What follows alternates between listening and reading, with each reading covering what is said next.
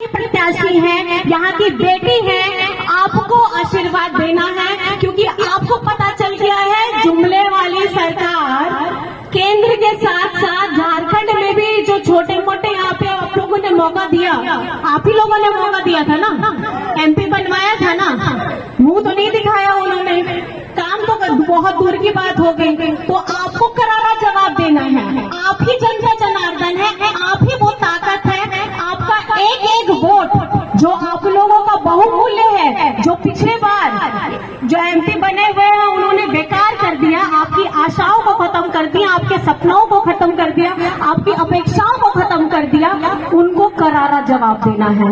और उखाड़ फेंकने के लिए ही आप लोगों का ताकत चाहिए।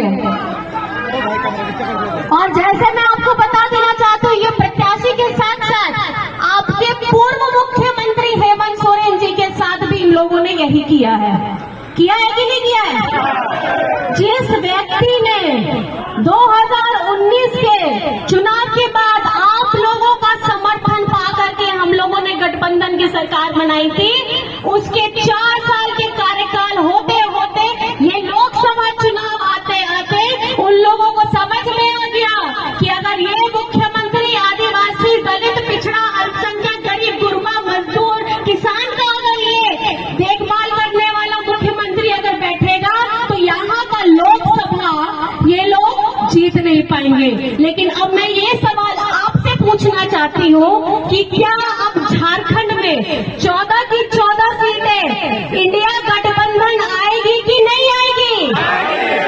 आएगी कि नहीं आएगी? आएगी कि नहीं आएगी?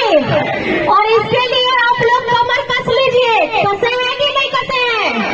तारीख याद रखिएगा, छाप याद रखिएगा, ये वो जुमले बाजे वाली सरकार है जिन्होंने झारखंड में हेमंत जी ने जब अपना 1,36,000 करोड़ झारखंड का बकाया मांगा तो इन लोगों को देने के लिए शरीर में दर्द हो गया, इन लोगों को पैसे देने के लिए तकलीफ हो गया। झारखंड हमारा, खनिज हमारा, संपदा हमारी, और जब यहाँ से आप लेके जाते हैं तो उसकी राशि का हमको कुछ थोड़ा सा मूल्य भी वापस नहीं आता। गिन गिन करके 20 से 23 साल हो गए, सबसे ज्यादा शासन करने वाले बीजेपी के लोग थे, और इन लोगों के मुंह में इतनी जबान नहीं थी कि झारखंड का 1,36,000 करोड़ हम वापस अपने झारखंड में अपने लोगों के विकास के लिए, अपने हर समाज के लिए, हर वर्गों के विकास के लिए इस्तेमाल करते। हम स्कूल बनाते, हम हॉस्पिटल बनाते, हम यहाँ के लोगों को रोजगार देते, और हमारे जो यहाँ पर में तकलीफ हो रही है जल की, पानी की, सिंचाई की, सब लोगों की जितनी तकलीफ है, छोटी छोटी बड़ी बड़ी, उसका समाधान होता, लेकिन इन लोगों को हो गया तकलीफ। और जिसके लिए आप लोगों को समझना होगा, ये पैसा आपका था, इस पैसे से आपका परिवार बढ़ता, इस पैसे से आपकी जितनी आय संपत्ति वो बढ़ती, जिन्होंने छीन लिया केंद्र सरकार ने। 1,36,000 करोड़ मांगते मांगते हेमंत जी को इन लोगों ने जेल का रास्ता दिखा दिया और जेल के अंदर भी कर दिया। अगर वो पैसा आ चुका होता तो मुझे नहीं लगता कि आज हम जिस स्तर पे गुजर रहे हैं, ये लोग बोलता है कि झारखंड बड़ा गरीब राज्य है।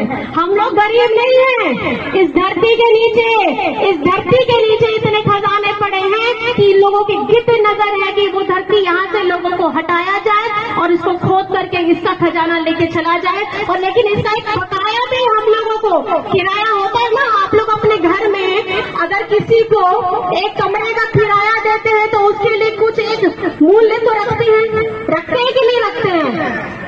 आज तक वो तो जब तक आप देंगे, जब तक रहेगा आप उसको किराया देंगे, लेकिन जब हमारी संपदा, हमारा संसाधन, हमारा सब कुछ होते हुए भी झारखंड के 20 साल से जिन्होंने भाजपा लोगों ने शासन किया, उनके मुंह में लग गया टेप।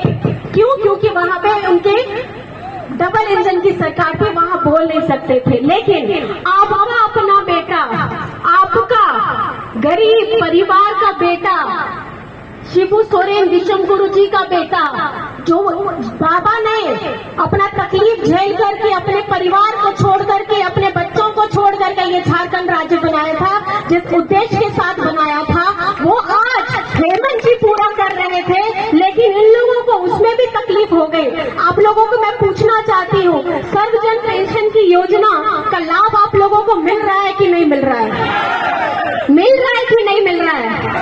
आप मुझे ये बताइए कि जब केंद्र की सरकार, मैं आपको फर्क बताना चाहूंगी, जब केंद्र की सरकार हमारे झारखंड का, ये 1,36,000 करोड़ एक बात है, हमारे झारखंड का जितने